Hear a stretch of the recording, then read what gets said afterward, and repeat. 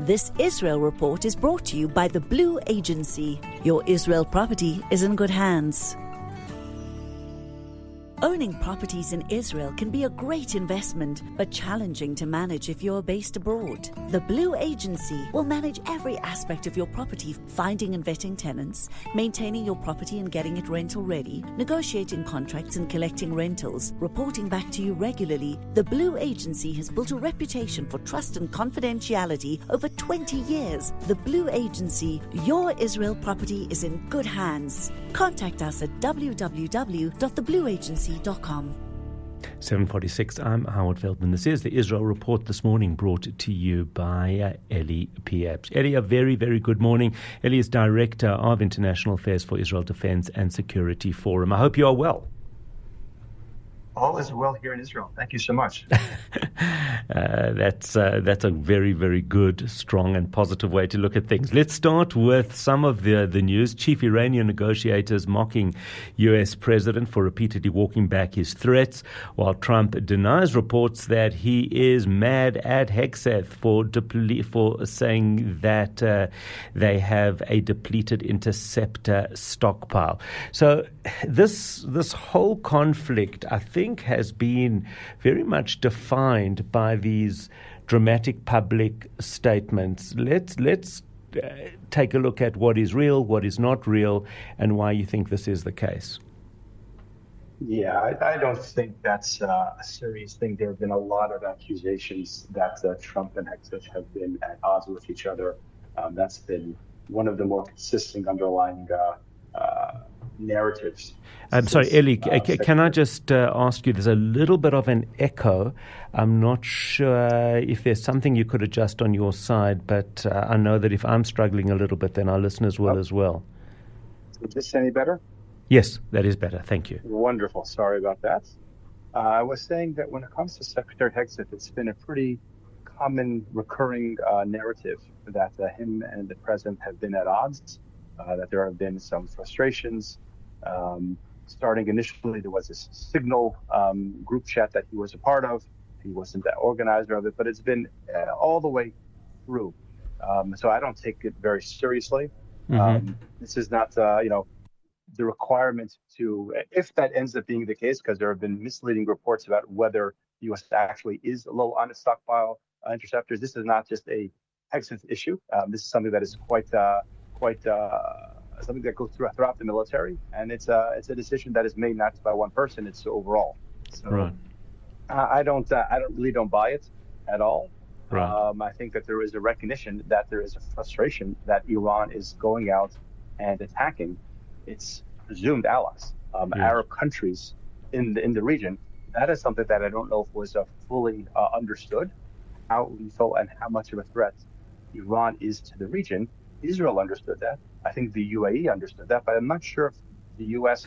fully understood how much they would lash out at those other countries. They're not attacking Israel, they're attacking other Arab countries that they feel will cower to Iran, because they feel that at some point the U.S. is going to leave and they're going to need to engage. So the U.S. is defending those countries right now, and maybe that wasn't fully anticipated, but I don't think there is an anger at Secretary Hegseth for the situation.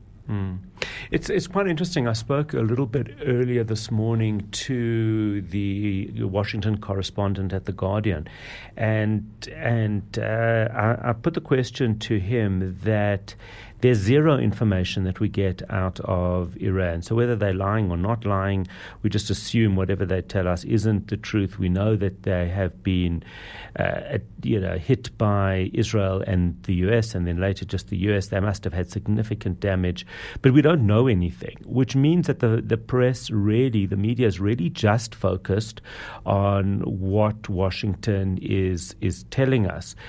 But somehow nobody, and that seems to be this fixation, what is true, what is not true, but for some reason Iran almost gets a free pass when it comes to media. Why do you think that is?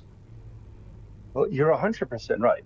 And it is one of the major distinctions that we're seeing in this war between countries that have a free press, that are open democracies, liberal democracies, as we like to say, and countries that don't. The countries that don't, countries like Iran, countries like Russia, countries like China, look at things like um, um, elections that both the U.S. and Israel are in the middle of as an opportunity to highlight division within their society. Mm. Those three countries don't really have elections. So they don't never have this annual or a biannual celebration of how diverse they are, how different they are, how non-united they are. And it goes the same thing when it comes to communication about the war. We spoke earlier about Secretary Hegseth. Secretary Hegseth was not appointed by President Trump to be the secretary because of his phenomenal knowledge of the ins and outs of the U.S. military. Certainly, he has military experience. He was appointed by President Trump because of his communications ability. He had been in the media. President Trump understood that a big part of this war, or any war, is going to be to the ability to communicate.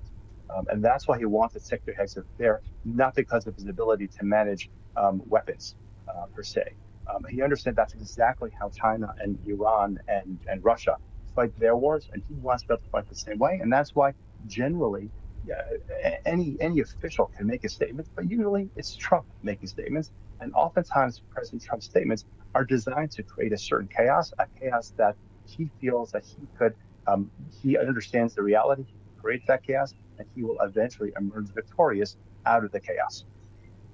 Yeah, it's really quite fascinating. Let's just talk about what's going on with the Houthis, because they were quiet for a significant amount of time. Now they seem to be at odds with Saudi Arabia. What is the latest there?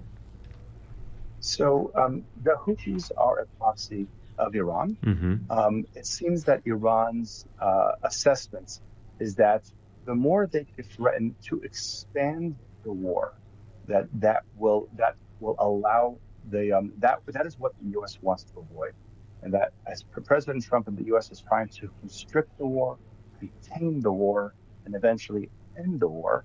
Iran's strategy is the more that we can expand it and demonstrate not just to the U.S. but to other Arab allies, other regional allies, that this war is going to be expanded. It's going to come to you if you don't tell the U.S. to stop and allow us to control the Strait of Hormuz. That's the message. So the Houthis, yes, were quiet for a little bit. Now they are ongoing, and now they are trying to create a certain, almost like a PTSD. Oh my gosh, here we go again. They're not attacking Israel; they're attacking others. They're trying to make it painful for others in the country, others in the world.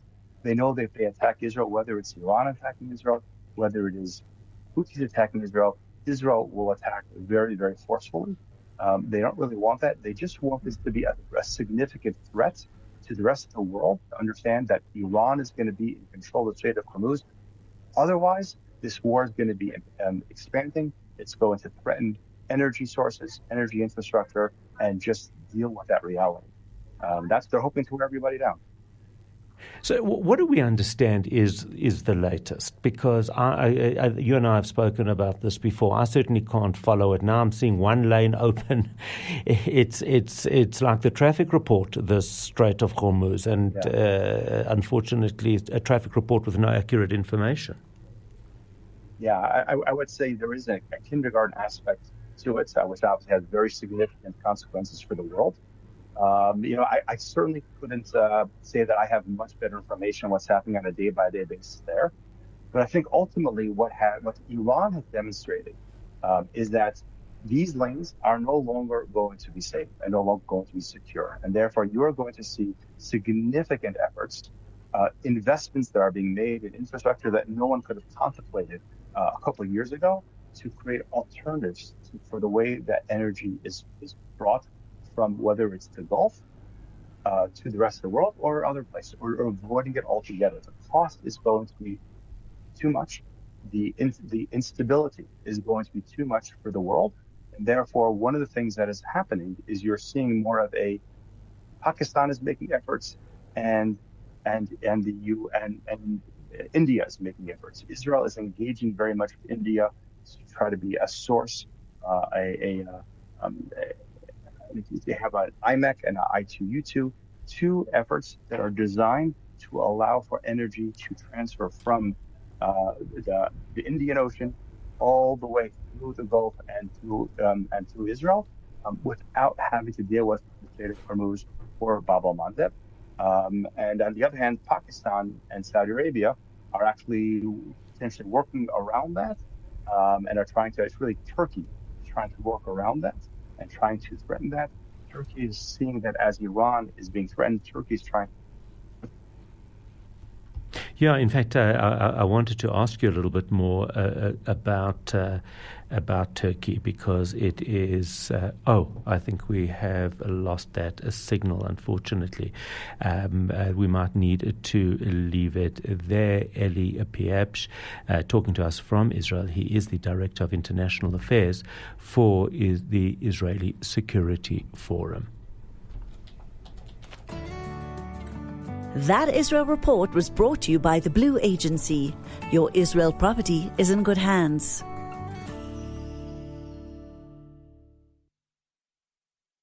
Owning properties in Israel can be a great investment, but challenging to manage if you're based abroad. The Blue Agency will manage every aspect of your property, finding and vetting tenants, maintaining your property and getting it rental ready, negotiating contracts and collecting rentals, reporting back to you regularly. The Blue Agency has built a reputation for trust and confidentiality over 20 years. The Blue Agency, your Israel property is in good hands. Contact us at www.theblueagency.com.